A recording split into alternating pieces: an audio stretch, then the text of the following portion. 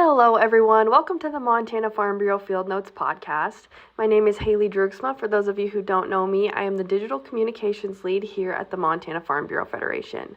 I'd like to kick today's podcast off with a reminder that if you have anything you'd like to learn about, a pertinent news story, or someone you'd want to see us bring on the podcast, whether that's yourself or someone you know, please shoot me an email at haleyd@mfbf.org. That's HALEYD@mfbf.org. My goal is always to bring you interesting, exciting content about agriculture, and I'd love your recommendations. Now let's get into today's episode.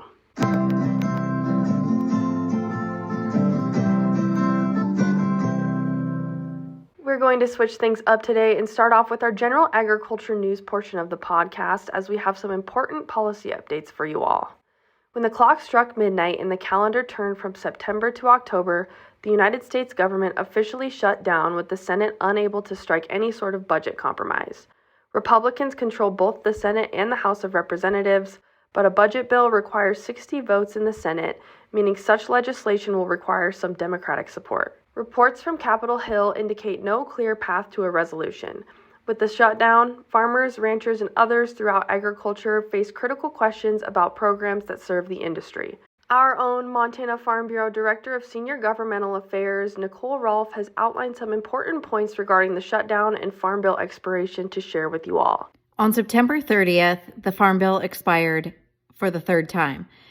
Fortunately, Congress acted with the One Big Beautiful Bill Act back in July and invested about $70 billion into farm programs that otherwise would have needed to be reauthorized and funded through the Farm Bill. Many of these programs are very important to Montana farmers and ranchers, and they've been extended through 2031. These include the Farm Safety Net with ARC and PLC, as well as marketing assistance loans and crop insurance updates. We also had some updates to the conservation programs with EQIP, CSP, ASEP, and RCPP funded through 2031. There's also some funding included in the One Big Beautiful Bill Act for trade promotion and facilitation, some specialty crop program updates, and of course, the reauthorization of the nutrition assistance programs.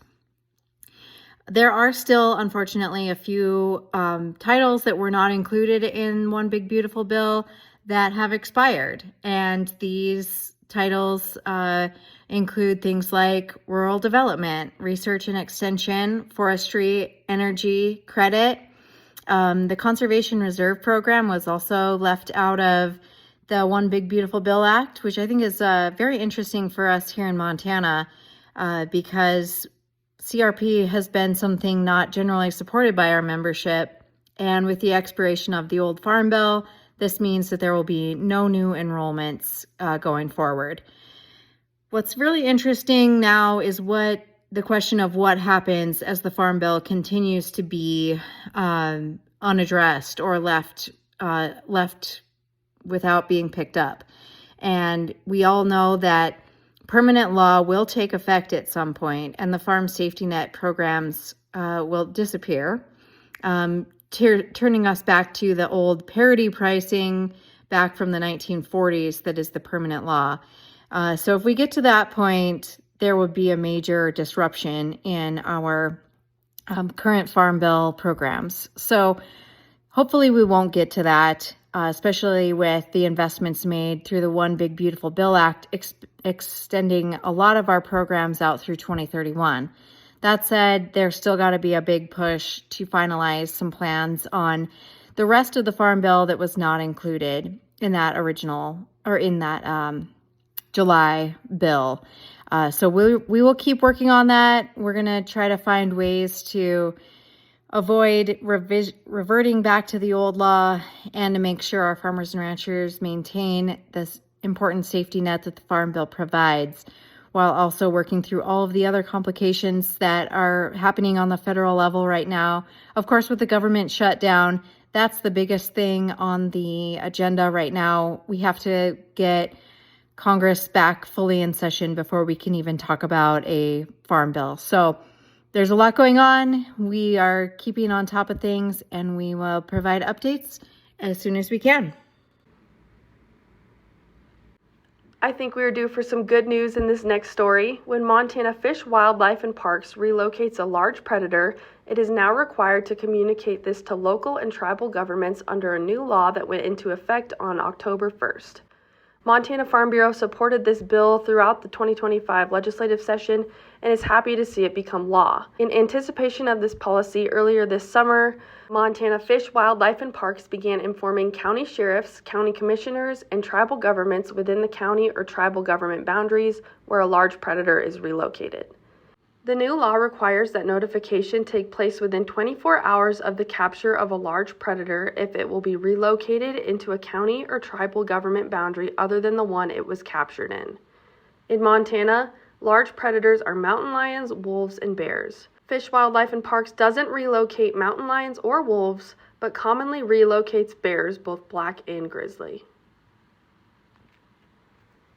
The Montana Potato Advisory Committee is seeking proposals for the Montana Potato Research and Market Development Program. Proposals should relate to demonstration projects, applied research, and market development projects designed to address needs and opportunities for the Montana potato industry. The committee will review proposals at the first regular meeting of the year. It will review all applications and make recommendations to the department for funding. Projects must be innovative and not duplicate relevant research already available to Montana potato producers. If relevant research is available, the applicant must explain how the proposed research will build upon the previous research. Applications are due by 5 p.m. on October 31st, 2025 and must be submitted via web grants. Visit agr.mt.gov to learn more. The U.S. farm economy is facing a severe cost-price squeeze, making profitability nearly impossible for row crop farmers. The squeeze has been caused in part by plummeting commodity prices. Crop prices for corn, soybeans, wheat, and cotton have fallen significantly, with a decline of 42% to 58% from 2021 to 2022 highs. A major factor is decreased export demand, as competitors like Brazil offered record crops at lower prices. This squeeze is also due to record high expenses. Total production expenses are projected to hit a record $467 billion in 2025. Costs for every major input remain high, with fertilizers, interest payments, and labor being primary concerns. High cash rents and increasing repair bills for older machinery further erode margins.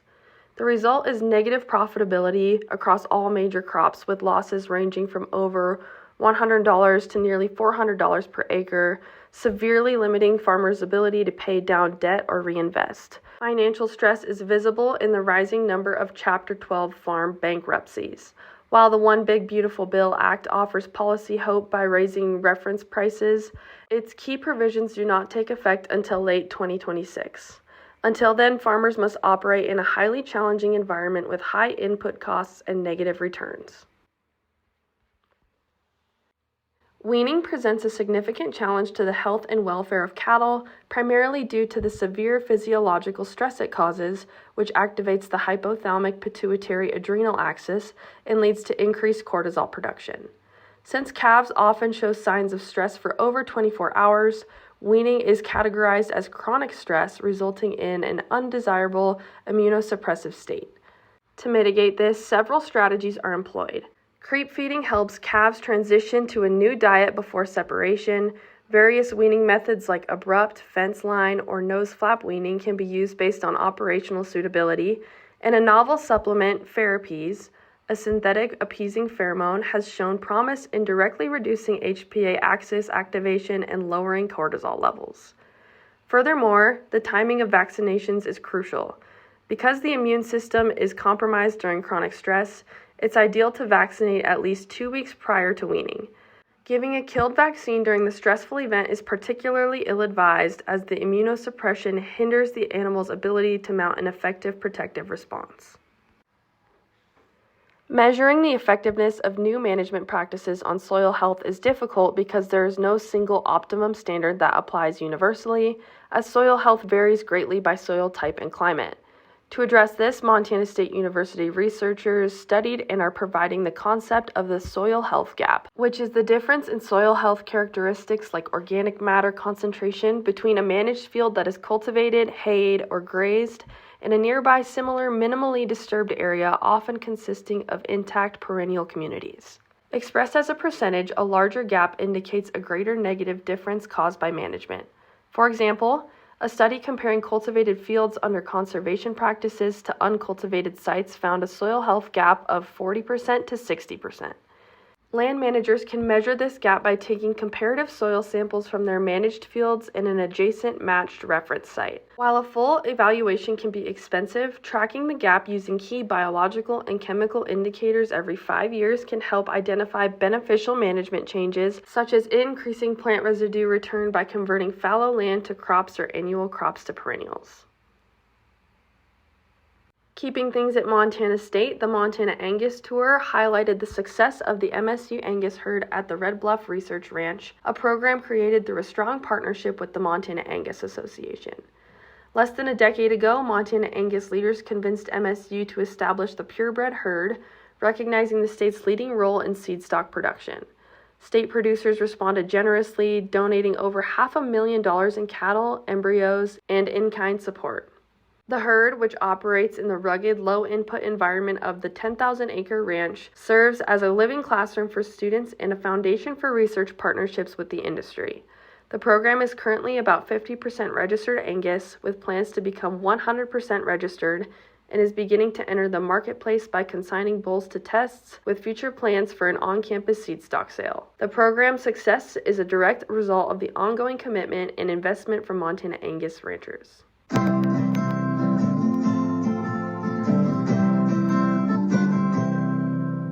Now switching into some Montana Farm Bureau news.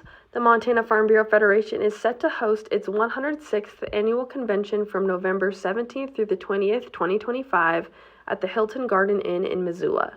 This year's convention offers Montana's farmers and ranchers a critical opportunity to reconnect, gain market-leading insights, and shape the grassroots policy that guides the organization and influences state and national agriculture. Key highlights of the 2025 program include high-impact keynote speakers who will address the most pressing issues in modern agriculture. Firstly, Terry Moore, the Vice President of American Farm Bureau Federation Communications, will share strategies to demonstrate agriculture's role in the Make America Healthy Again movement. Jacob Shapiro, Director of Research at the Bespoke Group, will speak to geopolitics and the future of American agriculture, offering crucial context for trade and global markets. And finally, Doctor of Veterinary Medicine Marissa Hake, commonly known as Calf Vet on social media, will give a keynote address about finding balance in modern agriculture and bridging the gap between the farm and the dinner table. The event kicks off on Monday, November 17th with the graduation of the ACE leadership class and key meetings for the Women's Leadership and Promotion and Engagement Committees, followed by an evening social. Tuesday is dedicated to practical, profit-focused education with workshops covering advanced accounting for farmers and ranchers, exploring lucrative agritourism opportunities in Montana, mastering social media communication to effectively promote agricultural interests, and critical updates on current agriculture policy. Young farmers and ranchers aged 18 to 35 are highly encouraged to participate in the 2025-26 Farm Bureau discussion meet on Tuesday afternoon. This competitive committee-style event challenges participants to exchange ideas and develop solutions on a predetermined agricultural topic.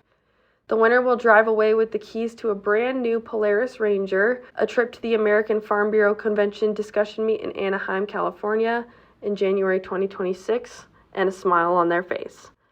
This is where the true grassroots process takes center stage as members discuss, debate, and vote on resolutions that will become the organization's official policy for the upcoming year. The annual evening celebration, featuring a delicious dinner and live music by the Tanner Laws Band, will take place on Tuesday evening at the Missoula County Fairgrounds. Visit mfbf.org for more convention information and to register today. The Montana Farm Bureau is currently accepting applications for the ACE, Advocate, Communicate, Educate Premier Agricultural Leadership Program. This program is designed to empower Farm Bureau members to be confident, effective leaders in their county Farm Bureau and local communities. ACE participants will receive in-depth leadership training along with practical application strategies. Moreover, ACE participants will learn to identify the needs of their own communities and role that they and Farm Bureau have in serving those needs. Without a vibrant, healthy grassroots foundation, we cannot profoundly affect change on the policy issues impacting agriculture. During this year-long program, participants will attend 6 in-person seminars focused on enhancing advocacy skills and leadership development. Class members will also participate in a Farm Bureau book club, reading the MFBF history book Legacies. For additional information, including the dates and locations of the 2026 seminars and to apply, visit mfbf.org. Applications are due by December 8th, 2025.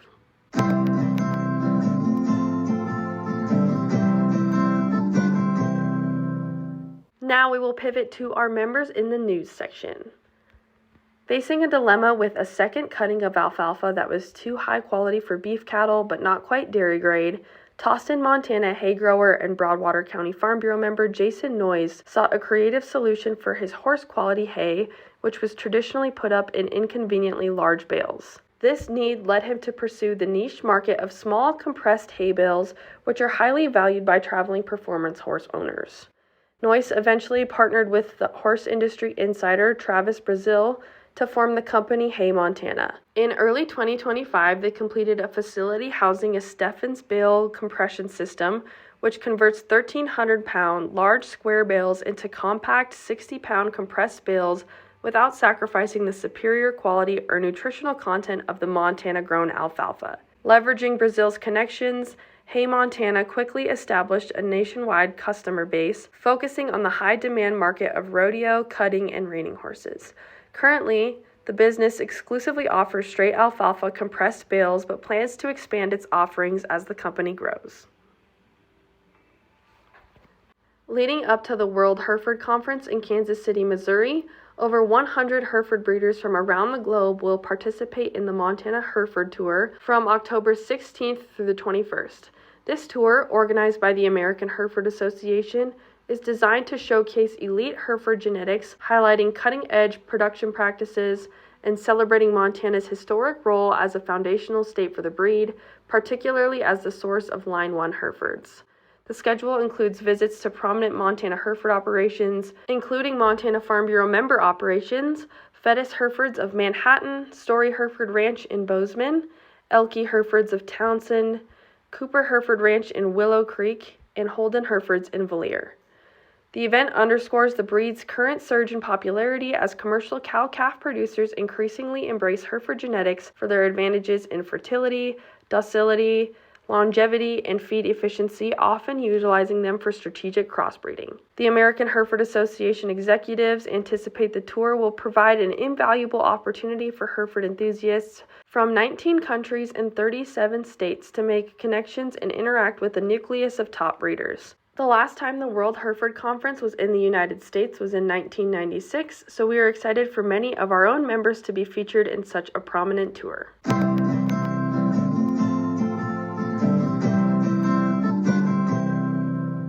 We'll round out today's episode with some upcoming events. Join Park County Farm Bureau Young Farmers and Ranchers on October 15th at 5:30 p.m.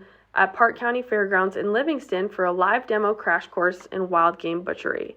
Our guest butcher, Sierra Anthony with Butcher Solutions LLC, will present a live demo and interactive session. You'll learn how to properly break down a big game carcass like antelope, deer, or elk from start to finish. Topics covered will include field dressing and safe transport, breaking down the carcass, knife skills and tool tips, meat care, packaging, and storage. There will even be an opportunity to have your own knives sharpened at the end of the event for $10 a piece. Whether you're a first-time hunter, want to start processing yourself, or need a refresh, this is your chance to build confidence and connect with other like-minded hunters.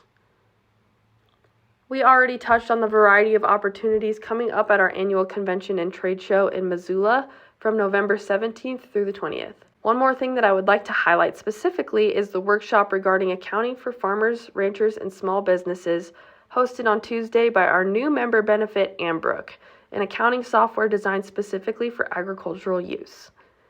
Montana Farm Bureau has partnered with Ambrook to give members free access to Ambrook Pro through January 31st, 2026, and a 15% discount following that date, plus a 6-part farm accounting course taught live by ag finance experts.